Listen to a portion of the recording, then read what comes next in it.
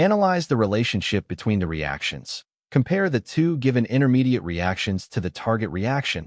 Reaction 1.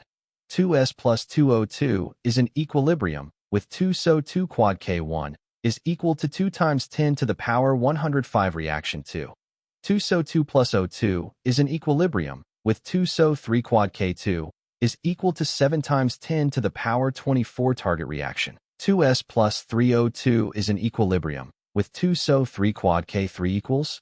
Determine how to combine the equations. Notice that adding reaction 1 and reaction 2 together yields the exact stoichiometry of the target reaction. 2S plus 2O2 plus 2SO2 plus O2 is in equilibrium with 2SO2 plus 2SO3. The intermediate product 2SO2 appears on both the reactant and product sides and cancels out, leaving 2S plus 3O2 is in equilibrium with 2SO3. Apply the rule for combining equilibrium constants. When two or more individual chemical equations are added to produce a net overall reaction, the equilibrium constant for the net reaction, K3, is the product of the equilibrium constants of the individual steps. K3 equals K1 times K2. Note, this is a key contrast to Hess's law for enthalpy changes, where individual delta H values are added rather than multiplied.